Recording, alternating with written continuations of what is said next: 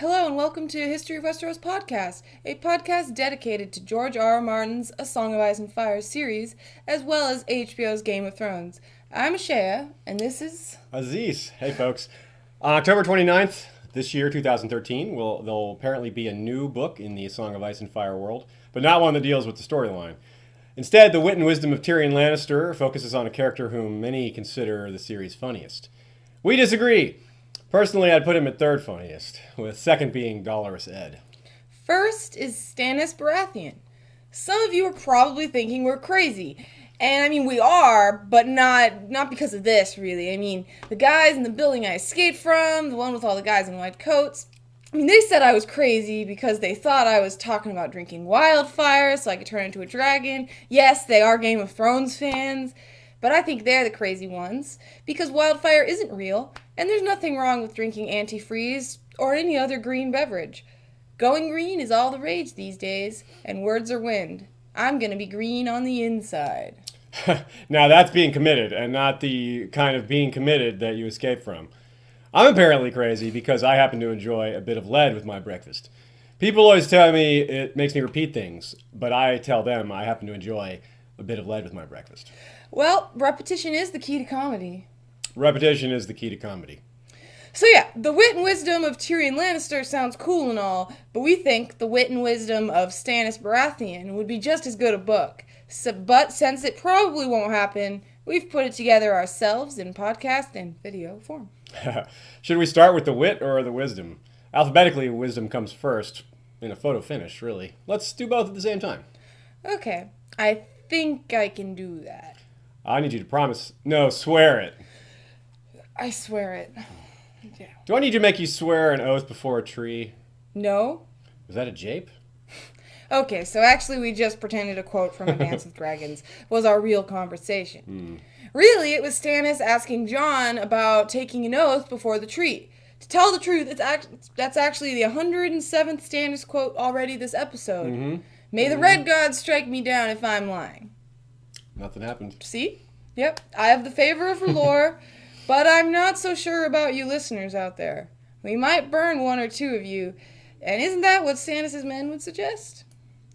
A sacrifice will prove our faith still burns true, sire, Clayton Suggs had told the king, and Godred the giant slayer said, "The old gods of the north have sent this storm upon us. Only R'hllor can end it. We must give him an unbeliever." Half my army is made up of unbelievers, Stannis had replied. I will have no burnings. Pray harder. Aha, see? Wit and wisdom. Keeping that vow so far. We learned that Stannis was basically born with a stick up his ass. He didn't ever lose his sense of humor, really. It seems he never had one. Stannis and Robert both witnessed their parents die in front of them, basically, when their ship went down in Shipbreaker's Bay in sight of land. And you might think that was what made him so humorless. While it did cause him to lose all faith in the gods, his own father wrote to Maester Cresson about the boy who became Patchface, and said, Robert will be delighted with him, and perhaps in time he will even teach Stannis how to laugh. So we know Stannis had no sense of humor even before his parents' deaths. But somehow, despite never learning to laugh on his own, he does a damn good job making us laugh. After Janos Slynt suggests Stannis help the Night's Watch choose their new Lord Commander, Stannis ground his teeth. It is not my wish to tamper with your rights and traditions. As for royal guidance, Janos, if you mean that I ought to tell your brothers to choose you, have the courage to say so. That took Lord Janos aback. He smiled uncertainly and began to sweat. But Bowen Marsh, beside him, said, "Who better to command the black cloaks than a man who once commanded the gold, sire?" Any of you, I would think. Even the cook! Obviously, another classic case of wit and wisdom, Perfect. Especially the wisdom. Yeah. Points out how terrible a Lord Commander Slynt would be to his face, and does so by suggesting that literally everyone on the wall is a more capable leader than this soon-to-be headless oaf. He follows that gem up with this shortly after. If it happens that Lord Janos here is the best the Night's Watch can offer, I shall grit my teeth and choke him down. Stannis knew that Janos was corrupt, and likely would have gotten rid of him had Tyrion not done it first. Stannis intended to get rid of much of the small council. He had dealt with them on a semi-regular basis, as Robert had given him a seat on the small council. It's a shame we never got to see Stannis at the small council, really. Imagine him bantering with Littlefinger and Varys and Pycelle. These men were willing to bend the rules a bit to get things done when necessary or convenient or just because sometimes, I suppose. But Stannis says... Laws should be made out of iron, not pudding. Yeah, too bad there. I think some pudding laws would go over pretty well, actually. Doubtless this was a big part of why Stannis... said he intended to scour the court clean, getting rid of guys like that. All those guys are pretty much made of pudding, I would think. Renly was on the small council too, and though we don't see him speak with Stannis there, we do see them together early in A Clash of Kings. And there's some serious gold here, starting with the subject of Renly's marriage to Marjorie Tyrell. We both know your wedding was a mummer's farce. A year ago, you were scheming to make the girl one of Robert's whores.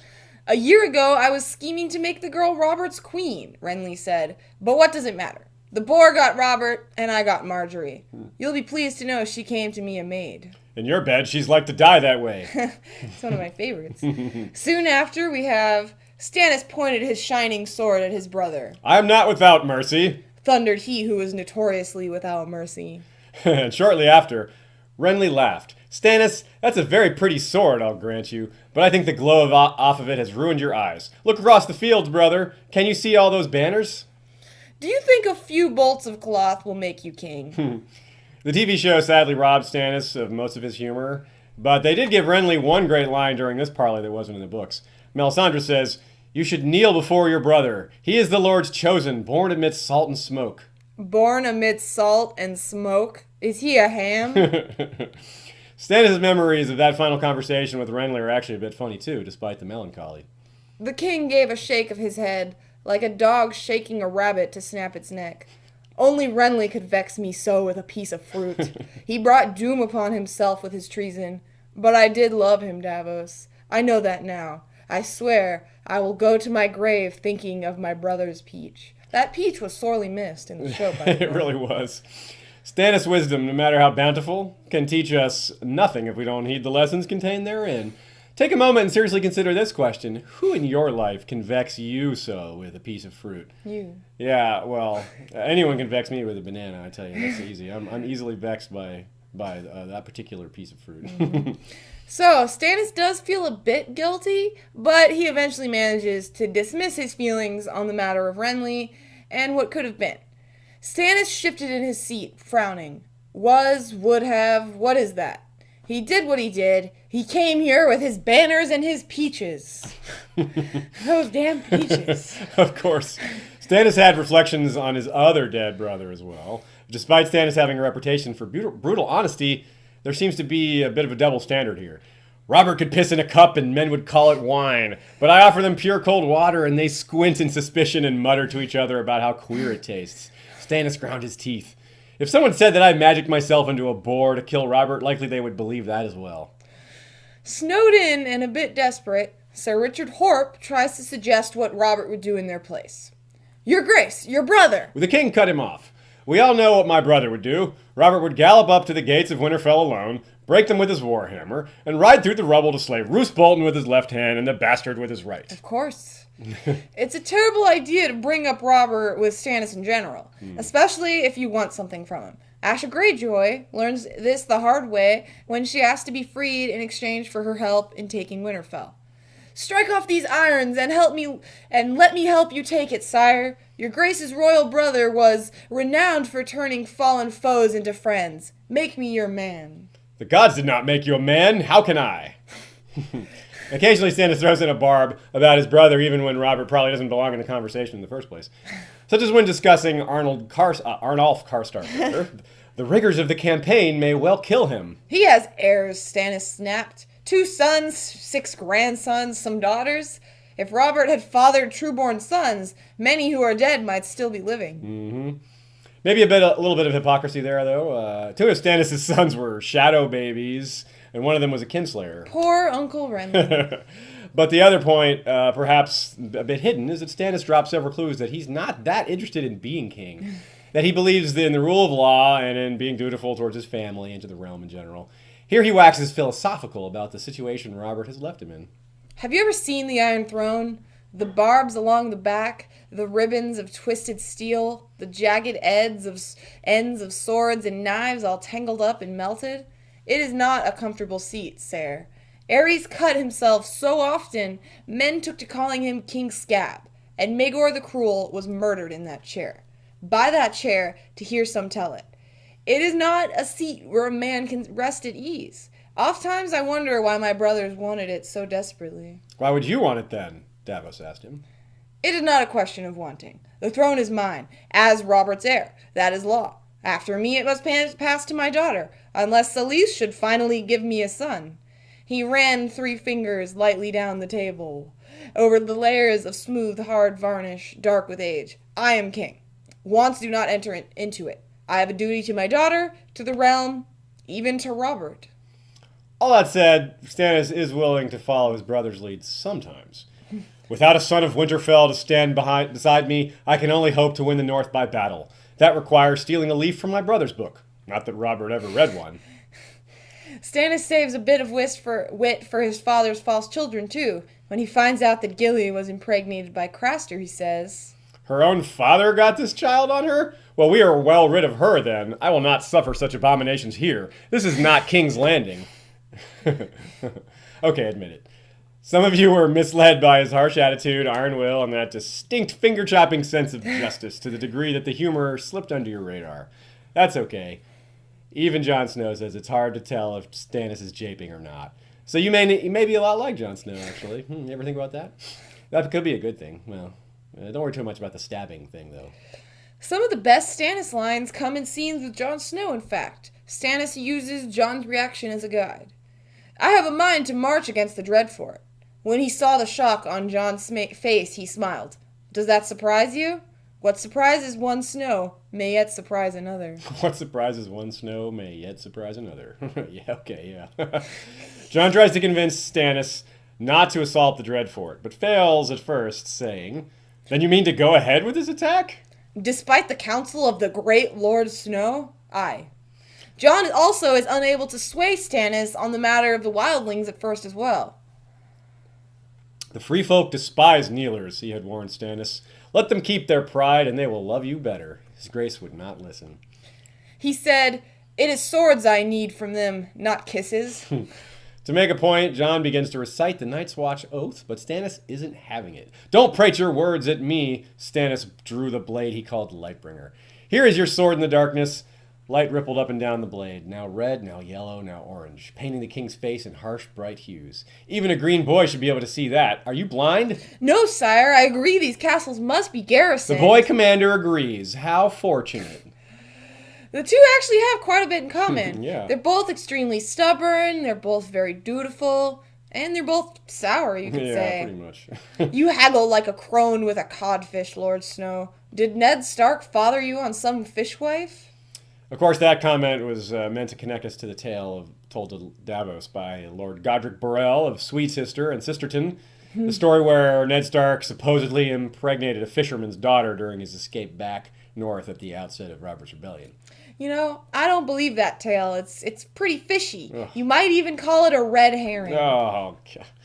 George, I think George did that on purpose to make people make bad jokes about that once they figured it out. That would be, yeah. He's that clever. Those are the layers that he gives Yes, us all. a nice red herring.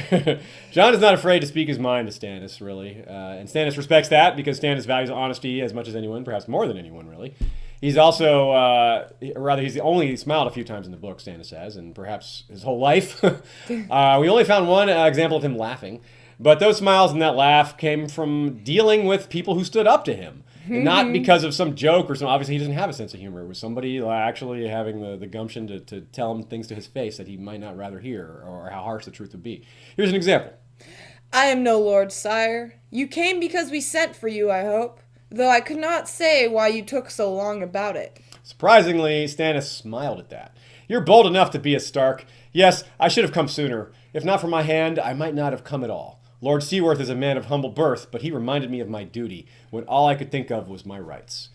I had the cart before the horse, Davos said. I was trying to win the throne to save the kingdom when I should have been trying to save the kingdom to win the throne. This one laugh comes a bit later when Jon turns the tables on Stannis by asking for soldiers in response to the king asking for castles. By the way, though, that Stannis line where he says, he was thinking of his rights when he should have been thinking of his duty is one of my favorite. What clinched my love for Stannis was that right there, him saying that. That is a great Stannis quote. Forget humor, all things aside. That's definitely a good wisdom one right there. Yes. That's a guy who's showing that he's trying to be the leader for the right reasons. That he's and he really does prove it by going to the wall. Like, he's really. Probably that was a pivotal moment for a lot of people. I think. I'm really excited for this next season. There's going to be a lot of Stannis fans after this. Yeah, I think so too. And we're doing our part to help make Stannis more popular. Anyways, so the one time that Stannis has laughed, Stannis stared at him incredulously, then gave a bark of laughter. You are bold enough, Snow, I grant you that, but you're mad if you think my men will take the black. Of course, though, we aren't the only ones who took note of Stannis and Jon's mutual respect. Melisandre does too, telling Jon, Your Grace is growing fond of you. I can tell. He only threatened to behead me twice. Melisandre laughed. It is his silences you should fear, not his words. Those threats are tests of a sort, the way I see it. Stannis hates weakness, and as a demanding and thorough leader, he looks for it, tries to stamp it out. At one point, Davos thinks Stannis Baratheon was a man of iron will. Not a man. He's a man of pudding will. No. Stannis Baratheon was a man of iron will who neither understood nor forgave weakness in others. And of course, there are also parallels in the family lives of Jon and Stannis. Both were passed over in a sense. Jon by his true-born siblings, and Stannis, by his. Stannis.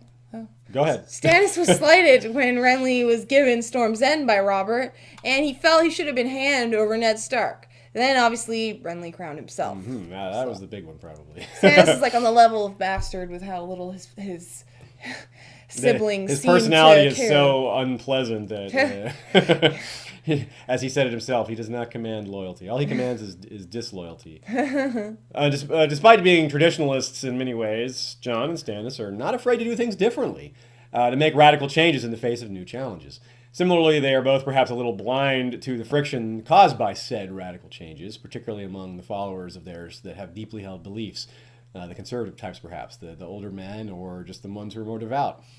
Among other things, Jon tries to get the Watch to abandon perhaps 8,000 years of viewing the wildlings as mortal enemies, and he's just like, you have to do this. It's a good idea, on paper, but he's got to realize how big a problem it is. He's got to be more likable about it and more clear. He says one time, if we don't bring him over, they'll turn into, they'll turn into whites. That's he says that point. Like one time. That's a great point. You should say that every time someone says something to you. You should be like, do you want more whites or do you want wildlings? But he doesn't. And Stannis likewise goes against several thousand more years of Andal tradition, the worship of the Seven, while simultaneously throwing the old gods under the bus too.